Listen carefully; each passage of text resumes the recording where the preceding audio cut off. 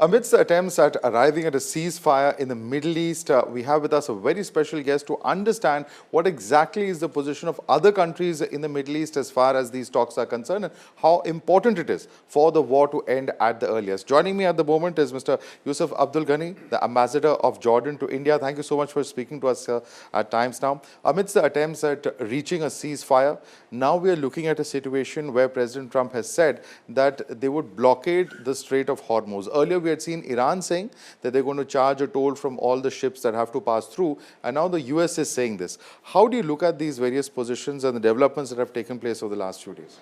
Thank you for giving me this opportunity. First of all, I would like to address with my interview the Indian viewers here in India and to clarify Jordanian position regarding the current situation in our region. First of all, His Majesty the King stated clearly that Jordan welcomes the ceasefire deal between US and Iran, and that was brokered by the government of Pakistan. Jordan thinks and believes that this ceasefire deal should be transformed into a peace agreement that will end instability and bring about security, peace, stability to our region. Of course, Jordan's position regarding the free shipping in Strait Hormuz is firmly, Jordan calls for this strait to be open all the time with no obstacles whatsoever. Because now you have a situation where the US has said, CENTCOM in his post has very clearly come out to say that there will be ships which, apart from the ones which are originating from Iran, all other ports, they will allow the ships to go on. So do you see this as some kind of a breach of the ceasefire? No, I think what we have to be positive. We have to look at, this is Jordanian position. We are with peaceful agreement, comprehensive agreement, that among its components should be for the Strait of Hormuz to be opened, because it's not for only serving Iran, it's also serving another Gulf countries. It is like a blood vein. They rely on this strait for all their commodities. Not only, let us be aware of that, it is not only for shipping oil and gas, for their imports, food stuff, daily life commodities. Then if you close this strait, you will strangle 6 Gulf countries. If we add also Iraq to it, because Iraq is using also the Strait of Hormuz. So we call for all parties to have wisdom and to have reason and to reach a comprehensive agreement that satisfies all needs. Right. Do you think that what's happening right now is a kind of back and forth negotiation, part of the negotiation process, because both sides started off with very maximalist positions? Do you think that we can expect this to play out over the next 2 weeks? Are you hopeful? We should always be positive. We should always have hopes and our prayers that something concrete will come out of the negotiations, and all parties will resume negotiations and strike a peace deal. Right.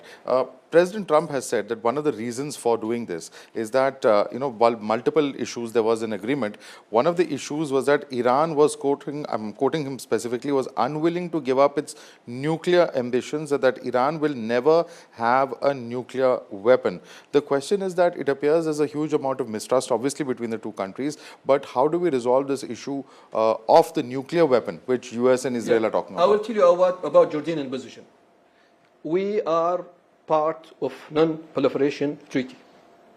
And Jordan, as all Arab countries in the region, has been calling, and all Arab countries in the region, they are part of non-proliferation treaty. I think including Iran. Because Iran says that its nuclear program is only for civilian purposes and not for development of weapons. So how do you look at it from that I think this shouldn't be a problem for any country. It has a right to use nuclear weapons for peaceful meanings and purposes. And this should be guaranteed for everyone. Right. But is Jordan convinced that Iran is trying to build a nuclear weapon? What is Jordan's position on that? No, we don't have any position regarding this, and we are not aware of it. But what we are, our position, what our position is that the Middle East should be clear of nuclear weapons and weapons of mass destruction. Right. You have also criticized Iran for actually launching attacks on Jordanian territory and also for Iran's use of Jordanian airspace. You even expelled certain Iranian diplomats. Can you take us through what exactly has Jordan said vis-a-vis the course of this war? No, let me clear our position regarding this, because I've been hearing and seeing lots of videos here from very prestigious TV stations. In one video clip, there were statements that the news anchor was referring to Jordan allowing Israel to fly its jet planes, fighter planes, over Jordan to target Iran. And in the other video clip, the news anchor showed an image of satellite image of one of the military bases in the region, and saying that is in Jordan, and this is American airplanes build up in order to use it to target Iran. In those two cases, it is false info. It is based on merely speculations without any substantial evidence to verify it. And I call upon these stations and all stations here in India to please verify and clarify. Verify your sources and clarify it from official sources in Jordan. So if you come up to me, then I will let you know the facts. Jordan has never, in the past, is never, in the present, will never, in the future, allow any country to use its soil or airspace to target any other country or the launch pad against any other country. Jordan also has no foreign bases in its country whatsoever. We don't have. But we have fleets of American planes. Those American planes that been seen is Jordanian. Those planes, excuse me, that has been seen are Jordanian planes. They are being flown by Jordanian pilots. We have a fleet of F-16s, and we have also air cargo C-130 planes in Jordan. So we are using American planes. So, but we don't have any American bases in our country. We have been, saying this repeatedly. And also, Jordan will never allow any country to use its space or soil to target any other country. And for Israel, they are not using our airspace. They are using another corridor that everyone knows about. It's well known for everyone. So Which corridor is that? I'm not going to say that because it's neighboring countries to the northern side. But it is well known for everyone, and it is well known also that Jordan has a fleet of American fighters in its arsenal. And if you Google it, you will find the answers. Right. So I call upon all the news stations here to please. This is a sensitive situation regarding our security and national security. So don't put any info without verifying your sources and clarifying it from officials from Jordan. No, I appreciate the sensitivity. Certainly, that's an important issue that you raised. But take us through how badly Jordan has been impacted through the course of this war, because there have been missiles that have struck parts of Jordan. The Iranian has been saying that Jordan allowing, there are American bases in our country that are being used to, in attacking or targeting Iran. This is false narrative. It's not true. I don't know what their intentions are, why they are targeting our country, why they are targeting the Gulf countries. This is condemned by Jordan and by the Gulf countries. We both deny allowing any country using our soil to target Iran. And if this is the case, they are not. Why? How could you justify them targeting civilian infrastructure, airports, oil fields, oil production fields, government offices, some incinerator, water incineration production facilities. They are targeting airports. They are targeting the mediator. They are targeting Turkey, Azerbaijan. So how can you explain this? They are not only targeting military infrastructure. Right. So this is, is condemned. And we are eager to have a good relations with Iran. But Iran should stop interfering in Arab politics also with the proxies. And we should sit down after this current round of violence and to have a frank, open discussions with them regarding our relations, future relations. Right. When you say interfering through two proxies, you mean Hamas and Hezbollah? Yeah, and the Shia militia in Iraq, whom also targeted Jordan and the Gulf countries. And they take their orders from Iran, unfortunately. And Iran, since the 90s, have been interfering in Arab politics through their proxies. You see now what's happening in Lebanon and Yemen and Iraq. Right. One of the things that was spoken about often is that US and Israel initially always maintained that Lebanon will not be part of the deal or was not part of the deal, and that's why we saw Israel continuing to strike airstrikes on various parts of Lebanon. Do you think that it's possible to keep Lebanon out of any kind of lasting peace deal? Look, to be frank with you and to level it up,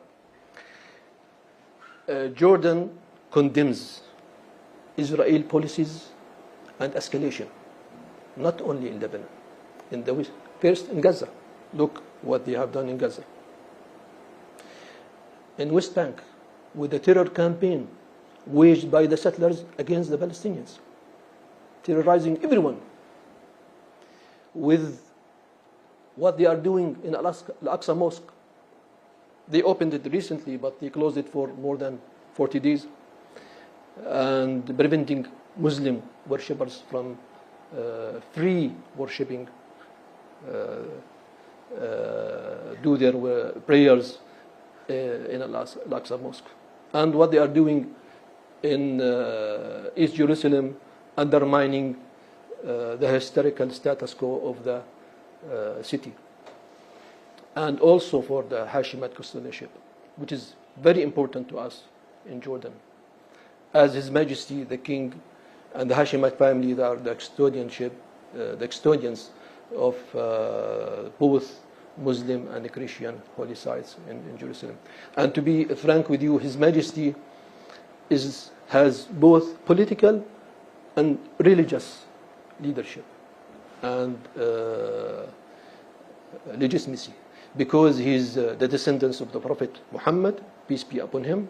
He is the higher of the great Arab revolt, which called for Arab nationalism and was initiated by his great-grandfather Sharif Hussein bin Ali in Mecca in 1916. And His Majesty also is the custodian of the holy sites, Christian and Muslims, in Jerusalem, and he is well respected from both Sunni and Shi'i sectors in the Islamic world.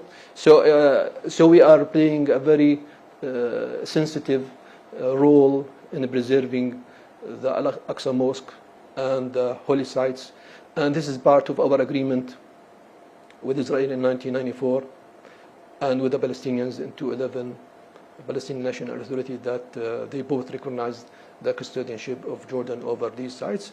And whenever a Palestinian state is there, then we can speak with our brothers in Palestine for the future of this custodianship. To go back to your question, look, also Israel has been targeting Iran, Lebanon for a long time, and Syria, and seeking a policy of escalation and domination in the region. What we think in Jordan, buffer zones, wars, walls, policies of domination and escalation will not bring peace to Israel. What will bring peace to Israel is through peace. And also I have to add to that the hatred speech, the incitements of the Israeli people towards a known enemy. Also belligerent policies followed, and seeking domination, or using phrases like remapping the Middle East, or redrawing the map of the Middle East, or creating greater Israel, or all these slogans, radical slogans, and radical policies will not bring peace to Israel.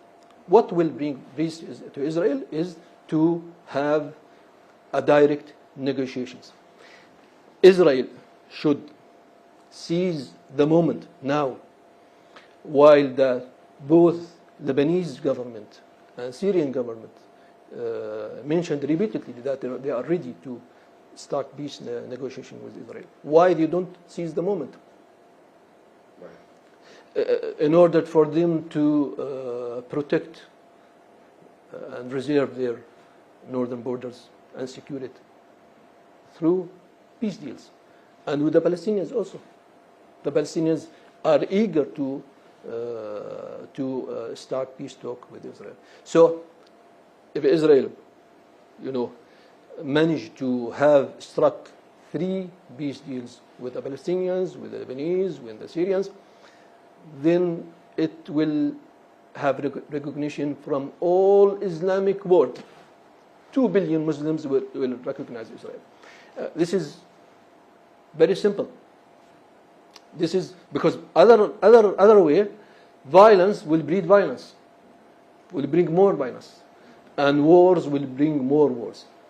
And we have seen what wars happen, what wars make in our region with destruction and agony.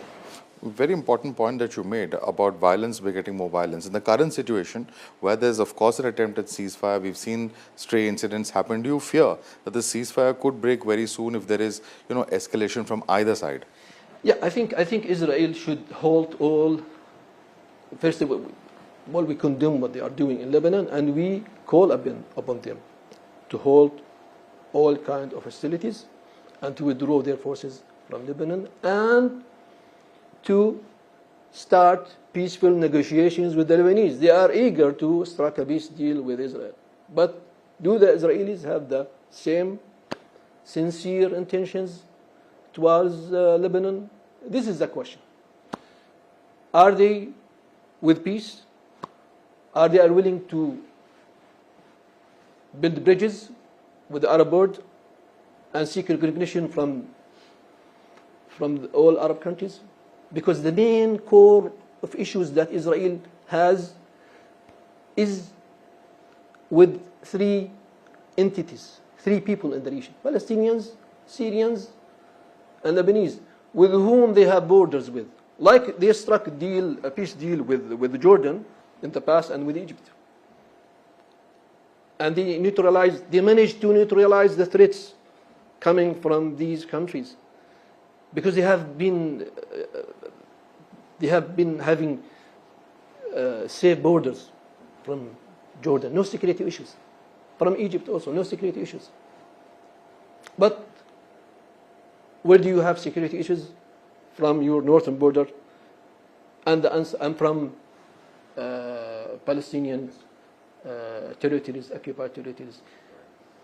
And if you want to neutralize these threats, is through peace, not through hatred speech, not through inciting people against an anonymous or unknown enemy. Every time they will come up with some enemy that is looking for destruction of Israel. No one wants the destruction of Israel. No one. Judaism is very important in the region, and the Jews they were very important component of our societies in the Arab Islamic world. They've been living here for centuries. They will never been prosecuted or been, alienated or been, subjected to any racist policies. On the contrary, they were living freely. So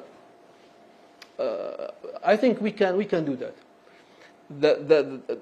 The new Middle East that we are calling for is a Middle East clear of terrorism, clear of hatred speech, clear of racism, a Middle East that all countries have very secure borders, including Israel, Lebanon, Syria, a Middle East that Palestinians will have their statehood within it, and then we shouldn't have any problems. Right. Why should we? Right. Will be live freely. Right. Muslims, Arab Jews, Christians, and we will start to work in our. We can use the technology from Israel and Arab wealth to have prosperity and to have a good life for coming generations. Right. This is our legacy that we should we inherit to future generations, not a legacy of hatred and of racism and of hate speech. Correct. How do you see the role of the US after this conflict? Because Iran has targeted US military bases, it's targeted US corporations, including banks and financial institutions. How do you see the presence of the US? Will it continue as it was before the war? So look, the United States is our allies. They are our allies. In Jordan, we have very strong, solid relations with the United States. And their presence in the region should not be, an issue. Once we are tackled all the questions in the region, once we have, open, direct talks with the region, once we have peace in Palestine, in Lebanon, in Syria, why you should have problems? No one can justify violence. Israel will live in peace and security. No one will target Israel. No one will justify violence against Israel. And also, Israel has no issues. They shouldn't have this army building of walls and building of fort mentality. This will be no issue at that time. We will be living in peace and security, all of us. Any possibility of US's allies becoming involved in this war, in your estimation? Which war, you mean? This ceasefire, if it breaks out, if fighting begins, because US has called on various allies to come on in the past, multiple occasions. Do you think that this I'm talking about Jordan. Jordan is not involved and will not be involved. I mentioned to you Yes. our policy. Other Our allies? constitution does not allow having foreign bases in Jordan or combating forces.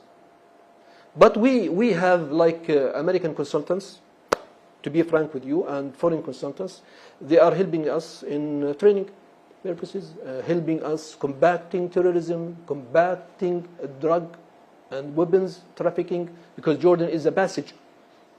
So we are doing this, tasks on behalf of the whole world, protecting the whole world security. Otherwise, drugs and weapons will go smuggled to other countries, maybe to India, maybe. Terrorism will be affecting you. And we are not only combating terrorism